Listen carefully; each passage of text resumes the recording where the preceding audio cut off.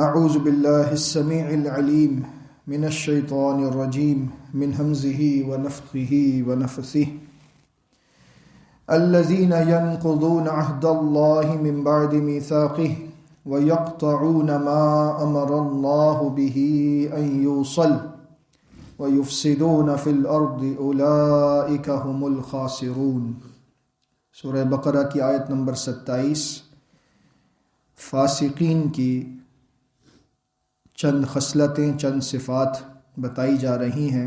ان میں سے پہلی صفت کا ذکر کل ہو چکا کہ وہ اللہ سے مضبوط عہد کرنے کے بعد اس کو توڑ دیتے ہیں، اور آپ کو بتایا گیا کہ اس میں اہل کتاب بھی شامل ہیں، اس میں ہر انسان شامل ہے جس نے اللہ کے ساتھ عہد کیا تھا کہ تو ہی ہمارا رب ہے، اور اس میں اس امت کے لوگ بھی شامل ہیں جنہوں نے کلمہ شہادت کا اقرار زبانی تو کیا لیکن اللہ کے علاوہ دوسرے معبود بنا لیتے ہیں، اور محمد صلی اللہ علیہ وسلم کے طریقے کو چھوڑ کر دوسروں کے طریقے اختیار کر کے اپنے ہی عہد کو توڑ دیتے ہیں۔ اللہ تعالی ہمیں ایسے لوگوں میں سے نہ کرے۔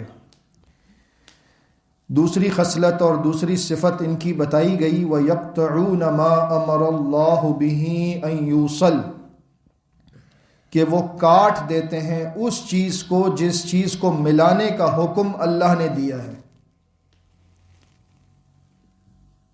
اللہ رب العزت نے آپس میں رشتہ داری کو ملانے کا حکم دیا ہے،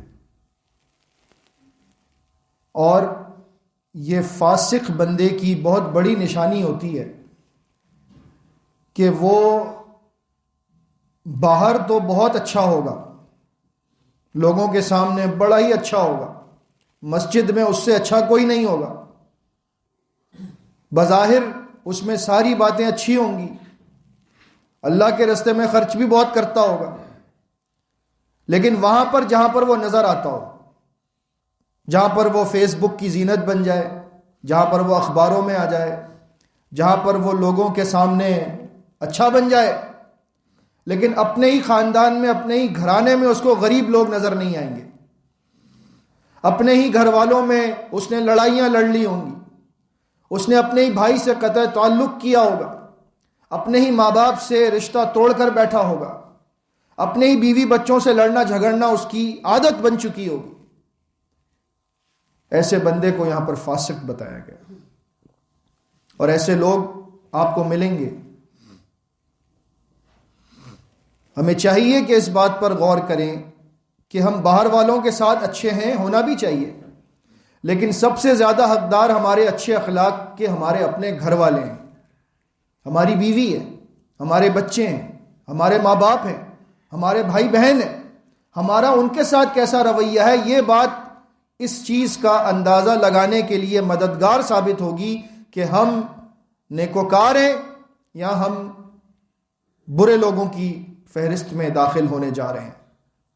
تو لہٰذا اپنے رویوں پر غور کریں، اور اللہ رب العزت سے خصوصی طور پر یہ دعا کیا کریں جو نبی کریم صلی اللہ علیہ وسلم نے سکھائی ہے، اللہم احسنت خلقی فاحسن خلقی، اے میرے رب تو نے میری تخلیق بہت اچھی کی ہے، میرے اللہ تو میرے اخلاق کو بھی بہت اچھا بنا دے۔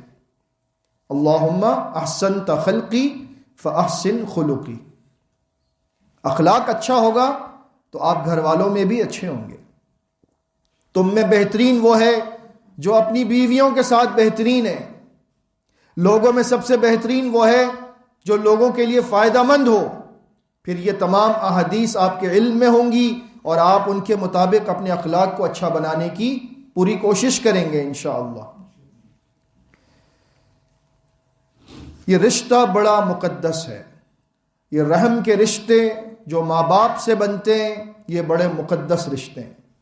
ان رشتوں کی عظمت اللہ رب العزت نے خود بیان فرمائی، ان رشتوں کی عظمت خود اللہ کے نبی صلی اللہ علیہ وسلم نے بیان فرمائی، اور خود اس رشتے سے اللہ رب العزت نے فرمایا تھا، صحیح بخاری کی حدیث ہے کہ جو تجھے ملائے گا میں اسے اپنے ساتھ ملاؤں گا، اور جو تجھے کاٹے گا میں اسے کاٹ کر رکھ دوں گا۔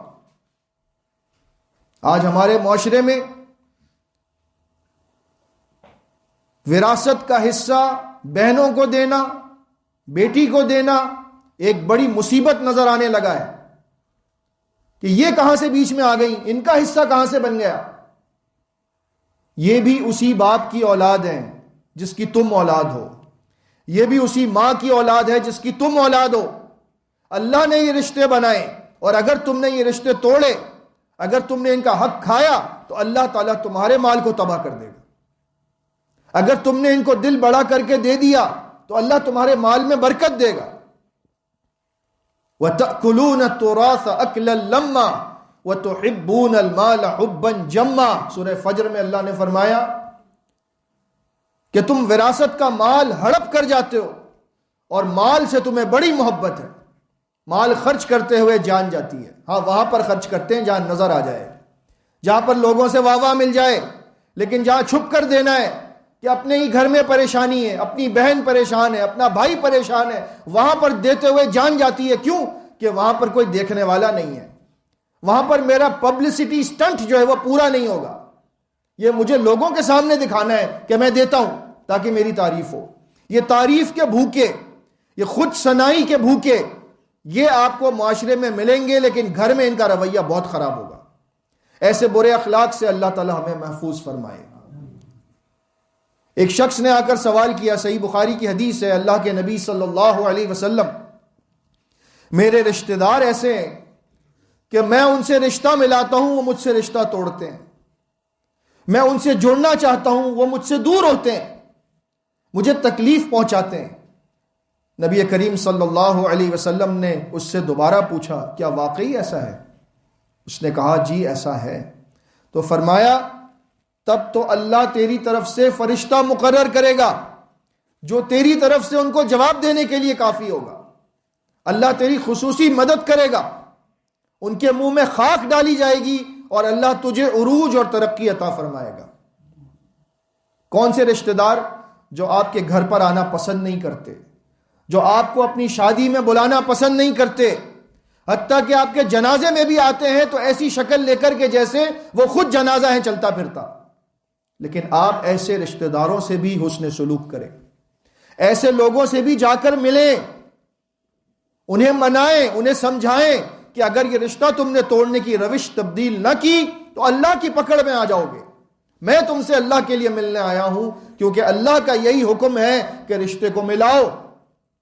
اور یہاں پر اللہ نے یہی بات فرمائی کہ فاسقین کی دوسری صفت یہ ہے کہ وہ اس چیز کو کاٹتے ہیں جس کو جوڑنے کا اللہ نے حکم دیا ہے، اور یہ خصلت منافقین کی بھی ہے۔ سورہ محمد جس کا نام سورہ قتال بھی ہے صلی اللہ علیہ وسلم، اس میں اللہ رب العزت نے فرمایا فَهَلْ عَسَيْتُمْ إِن تَوَلَّيْتُمْ أَن تُفْسِدُوا فِي الْأَرْضِ وَتُقَطِّعُوا أَرْحَامَكُمْ۔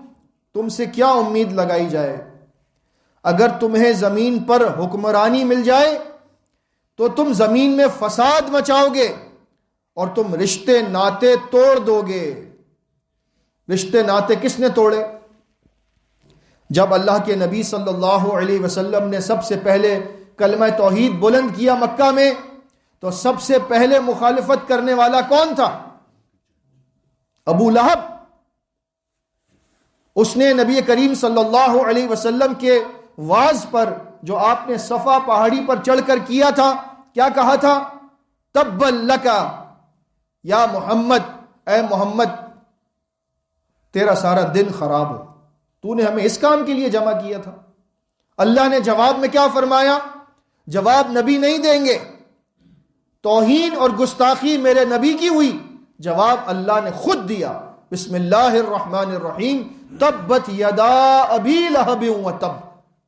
ابو لہب کے ہاتھ ٹوٹے، تباہ ہو جائے وہ۔ رشتہ چچا کا، چچا اپنے بھتیجے کو سب کے سامنے برملا اعلانیہ طور پر برا کہتا ہے۔ وجہ توحید، وجہ اسلام، وجہ قرآن، وجہ اللہ تعالی۔ تو یہ لوگ جب زمین میں بڑے بن جاتے ہیں تو فساد مچاتے ہیں، رشتہ داریاں توڑ دیتے ہیں۔ یہی کام منافقین نے بھی کیا۔ اور آج اگر کوئی بندہ یہ کام کرتا ہے، ہم اپنے آپ کو دیکھیں، ہم باتیں کرتے ہیں اسلام کو خلافت مل جائے تو ہم دنیا کا نقشہ بدل دیں۔ آپ اپنا گھر نہیں سنبھال سکتے، آپ اپنے گھر میں انصاف نہیں کر سکتے، اپنی اولاد میں انصاف نہیں کر سکتے۔ آپ ایک بیٹے کو دوسرے پر ترجیح دیتے ہیں، بیٹیوں کو آپ اگنور کرتے ہیں، ان کا حصہ نہیں دیتے۔ آپ ایک گھر کی حکمرانی تو سنبھال نہیں سکتے انصاف کے ساتھ، اللہ آپ کو ملکوں کی حکمرانی دے گا۔ منافقت ہے یہ۔ آپ باتیں خلافت کی کرتے ہیں، اپنے محلے میں تو انصاف کر نہیں سکتے، پڑوسی آپ کا آپ سے پریشان ہے۔ اس ملک میں جن کو حکمرانی دی گئی، باتیں بڑی بڑی سارے کرتے ہیں۔ کس نے یہاں پر انصاف کا نظام قائم کیا؟ کس نے یہاں پر عدل لوگوں کے سامنے پیش کیا؟ کس نے یہاں پر غریب کا خیال کیا؟ کس نے مزدور کا خیال کیا؟ سب نے اپنا خیال کیا۔ یہ منافقت ہے۔ اللہ نے فرمایا یہ منافقین کی نشانی ہے، اگر انہیں زمین میں حکمرانی دی جائے تو وہ فساد مچائیں گے اور تعلقات خراب کریں گے۔ آپس میں لوگوں کو لڑوایا، سندھی بلوچی کا جھگڑا، پنجابی مہاجر کا جھگڑا، کس نے کیا؟ یہ ان لوگوں نے کیا جن کو حکمرانی دی اللہ نے۔ ہمارے دل تو صاف ہے ایک دوسرے کے لیے، ہم تو ایک دوسرے سے کوئی نفرت نہیں کرتے، یہ نفرت کا بیج بوتے ہیں، آپس میں لڑواتے ہیں۔ لہٰذا جو لوگ یہ کام کرتے ہیں وہ لوگ اچھے نہیں ہو سکتے۔ ہم اپنے حد تک دیکھیں، ہمارا اپنا گھر میں کیسا رویہ ہے، محلے میں کیسا رویہ ہے، خاندان میں کیسا رویہ ہے۔ اگر ہم اس ٹیسٹ کو پاس کر جاتے ہیں مجموعی طور پر تو اللہ تعالیٰ ضرور ہمیں زمین پر حکمرانی عطا کرے گا انشاءاللہ، اور وہ اسلام کی حکمرانی ہوگی انشاءاللہ۔ لیکن پہلے ہمیں اپنے آپ کو ٹھیک کرنا ہے۔ آخری ان کی خصلت وَيُفْسِدُونَ فِي الْأَرْضِ، وہ زمین میں فساد مچاتے ہیں۔ یہی فساد ہے جو میں نے آپ کو بتایا، لوگوں کو لڑوانا، آپس میں تعلقات خراب کروانا، جنگوں کی صورت پیدا کرنا۔ ایک اسلامی ملک دوسرے اسلامی ملک کے سامنے اپنے میزائل تان کر بیٹھا ہے، یہ اسلام ہے۔ اللہ رب العزت تو فرماتا ہے انما المؤمنون اخوہ، مومنین آپس میں بھائی ہیں۔ کہ ایک بھائی دوسرے بھائی پر بندوق تان سکتا ہے؟ یہاں پر ایک اسلامی ملک دوسرے ملک پر میزائل تان کے بیٹھا ہے، اور پھر کہتے ہیں کہ ہم مسلمان ہیں، اہل اسلام ہیں۔ تف ہے ایسے مسلمان پر جو اپنے ہی لوگوں کا قتال اور قتل کر کے ڈالر حاصل کرتے ہیں، ان کو سکون ملتا ہے۔ یہ اسلام نہیں ہے، یہ بالکل اسلام نہیں ہے۔ منافقت کی یہ بڑی اعلیٰ ترین صورت ہے۔ اگر ہمیں اس سے بچنا ہے تو ہمیں اپنے دلوں کو پاک کرنا ہوگا نفاق سے، ہمیں اپنے دلوں کو فسق اور فجور سے پاک کرنا ہوگا۔ بظاہر نماز بڑی اچھی لیکن اخلاق برا، یہ بندہ مومن نہیں ہو سکتا۔ لہٰذا اخلاق اچھا ہوگا تو بندہ فاسقین سے نکل کر مومنین میں آ جائے گا، اور اگر وہ پھر بھی فاسقین میں رہا، اولئک هم الخاسرون، یہی لوگ خسارہ اٹھانے والے ہیں، نقصان اٹھانے والے ہیں۔ اللہ تعالی ہمیں فاسقین میں نہ کرے، اللہ ہمیں سچے ایمان والوں میں شامل فرمائے۔ آمین۔ استغفر اللہ استغفر اللہ استغفر